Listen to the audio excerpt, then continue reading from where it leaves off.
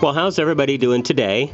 I'm under my car. I've got this 2000 Ford Windstar today, and I'm going to be changing the transmission filter in it, so I thought I'd show you how to do it, as well as I'm going to try to completely flush all the fluid out of the transmission, including what's in the torque converter, or most of it.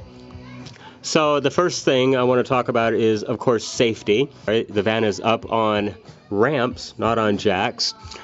And the back wheels are chock, so if something were to happen, it wouldn't roll away. So the first thing I'm going to do is I'm going to remove the cooler line from the transmission so that I can pump out all of the fluid, or a lot of the fluid that's in the transmission, so I don't have a transmission fluid shower. So it's going to be very hard for me to show you how to do this. But I'm going to remove the lower cooler line. That's the return line into the transmission. And I want to use the return line because it's going to flush everything through the cooler. And to remove this line, it's quite easy. If you notice, there's two tabs right here on the cooler line. And it's just a matter of simply, I know my arm's going to get in the way, and I'm sorry for that, but you push in on the two tabs, and the cooler line just simply pulls out of the transmission at that point. And the next thing I'm going to do, let me move the camera. Okay, so I've got my transmission cooler line pulled out here. I've got a piece of clear vinyl tubing. I'm just going to stick the tubing over the end of the cooler line. And the next thing I'm going to do is attach a hose clamp to clamp the vinyl tubing onto the transmission cooler line so it doesn't pop off. I've had that happen before. Okay, so what I've done is I've, with a couple zip ties, just attached the other end of my tubing to a old cat litter bucket that I had. I'm going to start the vehicle, and I'm going to let it pump out the fluid. And what I'll do is I'll take a little sample and show you the color of that fluid, and we'll do a comparison when we're done. So let's go ahead and we'll start this up. Just a word of note. I was doing this on a truck I had. It was a GM, and it had a 700 R4 transmission in it. And the return line had a little bit of pressure in it. So on that one, I had to actually run two lines from the transmission. So the return line, I put a second piece of vinyl tubing into the coupling in the transmission and ran it into the bucket. I've done a few Fords like this one, and I've never had a problem. This one has a AX4N transmission in it. So I just want to give you that little word of advice. It's probably a good idea to keep a drip pan underneath nevertheless. Okay, so we're going to start it up, and here we go.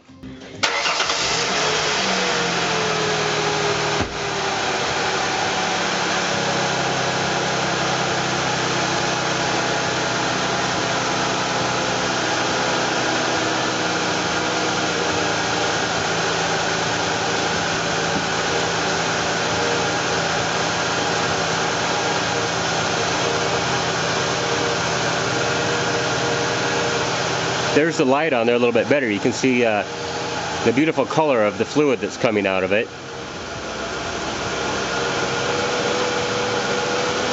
And I'm just going to keep pumping until it starts to run out, and I start to see some bubbles go through it. There it goes. I'm going to shut it off now.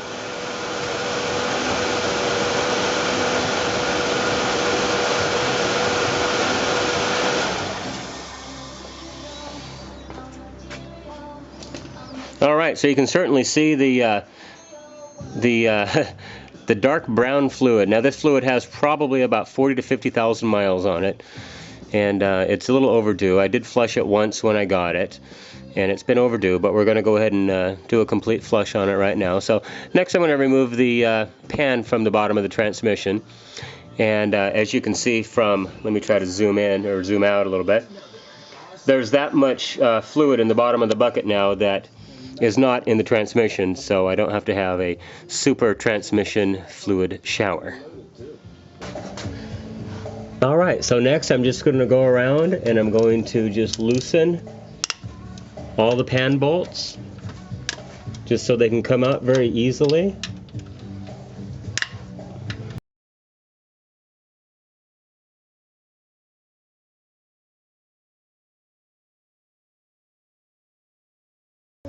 On this one I had to lay the camera on its side, but I'm going to start by removing the pan bolts on this long end so that if it does leak, it's all going to leak out right there. And I'm not going to remove them all the way, I'm just going to loosen them. Hopefully my head doesn't get in the way.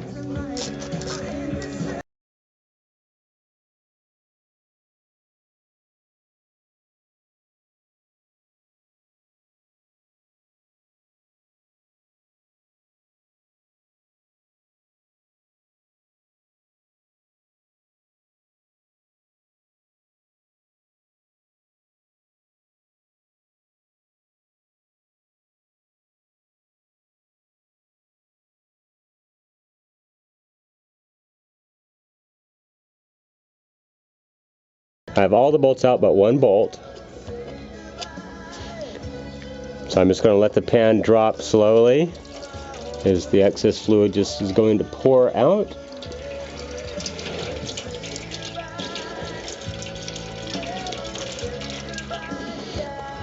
Now I'm just going to go ahead and take this last bolt out.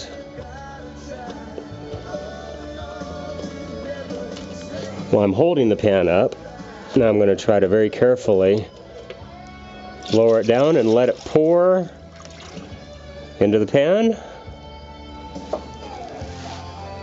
Now I'm going to have to move my drip pan under the filter in the transmission, and then I can move the transmission pan completely out of the way. Now on this filter, to remove it, it's just a simple, nothing actually holds this one in. You just pull it out. It's got a little rubber, I don't know if you can see it in the video, but just a little rubber gasket up in there. I do not recommend reusing the filter. I've already purchased a new filter, so I'm just going to let it soak in the oil down there. So now I'm just going to get a screwdriver and try to pry this out of the transmission. And it's out. Wipe it out really good. This particular transmission has a reusable pan gasket. So I'm just going to try to wipe off any dirt that may have accumulated around it so it's got a nice fresh seal. That looks really good. Here's my new transmission filter ready to go up in here.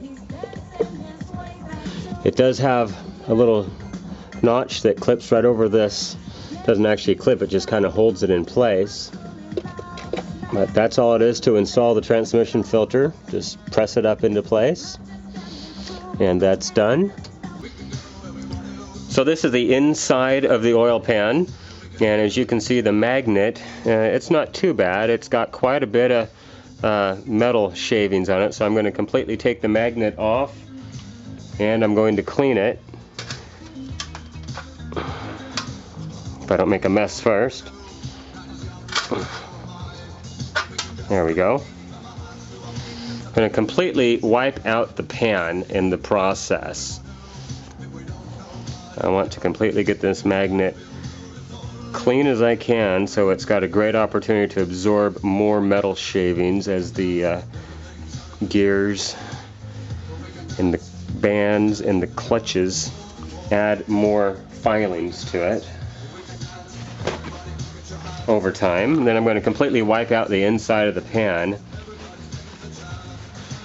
make it all nice and clean. Actually, I think I'm always been one for improving on something. I actually have a much larger magnet that I've taken out of a microwave magnetron. Here's the original transmission magnet. Here's the magnet out of the magnetron.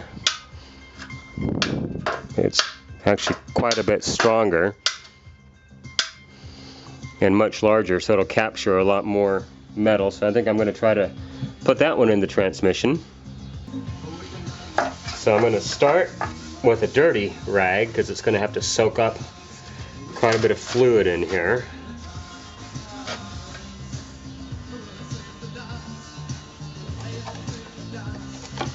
have an old oil filter container.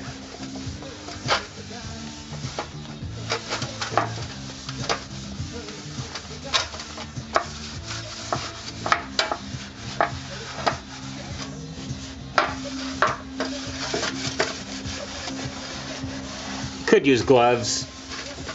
Keep your hands clean.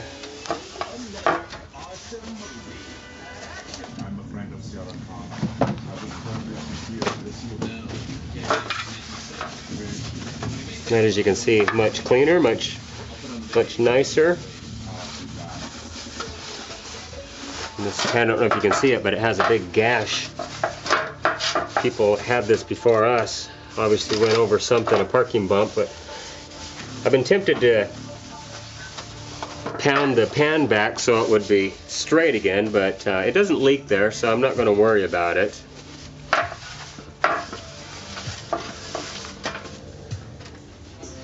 So I've got my new heavy-duty magnet here. Put it in there, make sure it's centered. Hopefully I'll get many more thousands of miles. I've got 120,000 miles on this van right now, and I've not detected any problems with the transmission. No shifting or slipping or anything like that. It's very smooth shifting in between gears. Here's the pan gasket. Just going to make sure it's all nice and clean. Most filter kits come with a new pan gasket, a rubber gasket. I've never had any problem with these types of gaskets leaking. I've reused them lots of different cars. Alright, so I've got the camera positioned at a different angle this time, so maybe it'll make it a little easier to see, but I'm going to put the pan back on at this point.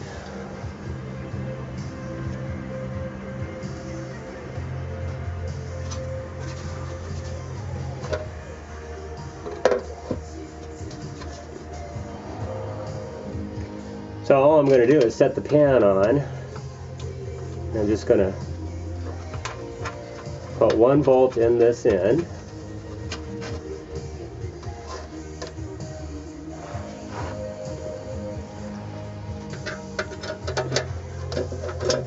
Put one bolt in this end just to hold it up into position.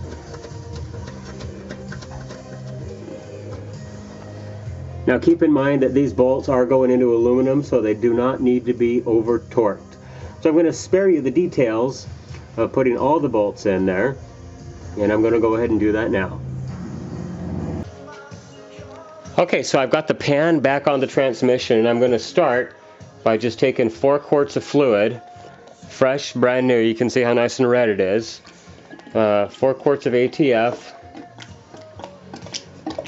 And we're going to fill the transmission, or the pan, with its first 4 quarts of fluid.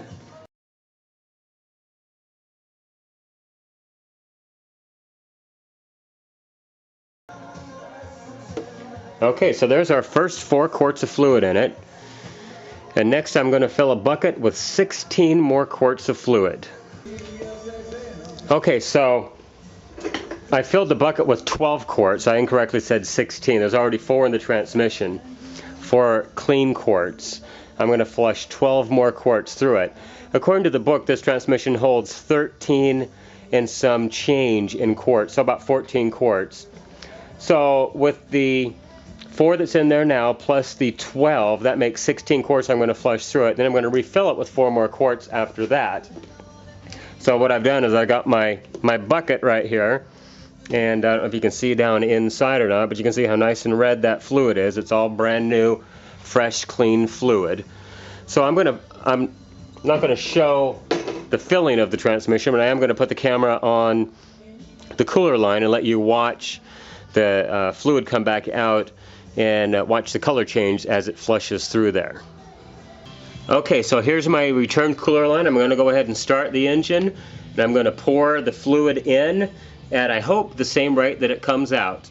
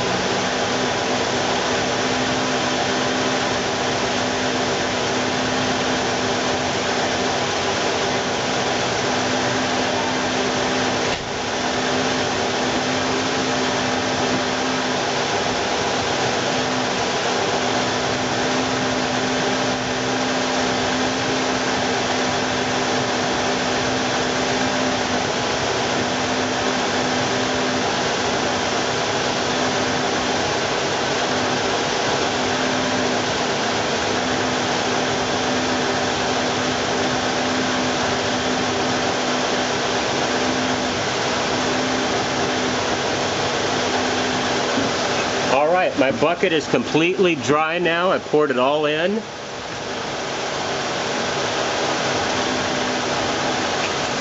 You can certainly see the color of the fluid has changed drastically. It's gone back to red now. As soon as it starts to bubble and fuzz, I'm going to go ahead and shut the engine off.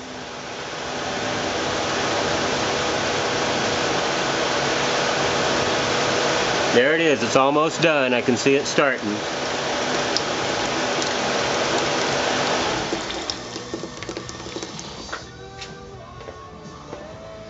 I'm going to get a sample of that to do a comparison with.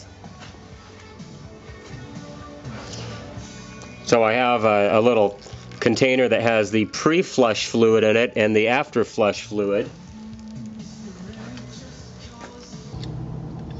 Okay, so I've got it all done, getting ready to road test it. And what I want to do is a wide open first to second.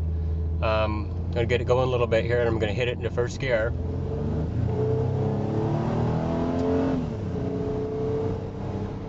So I wanted to make sure I didn't feel any slipping or anything. Everything feels just absolutely perfect. So let's go check the condition of the fluid. Alright, so I've got my 3 samples of transmission fluid here. I'm going to zoom in. And all this is a piece of paper towel with a piece of plexiglass over the top of it. So the first sample is going to be, hopefully you can see this. This is the color of the fluid before the change. I'm using different fingers. This is the fluid after the flush, and the third one is pure, straight out of the bottle transmission fluid. Add some more on the second one there. As far as I can tell, the second and the third one, they blend pretty seamlessly as far as colors go. First one definitely leaves something to be desired there. Well, I hope you enjoyed this. It's a little deviation from my electronics repair that I normally do, but I thought I would let you guys take a look at this, see what you thought. I'm not a mechanic by any means, but I have done a lot of my own repair work on vehicles over the years. I appreciate all your views, all your support. And of course, we can keep these out of the junkyards or the side of the road. Remember, NorCal715 on the Twitter. Have a great day. Thanks for watching.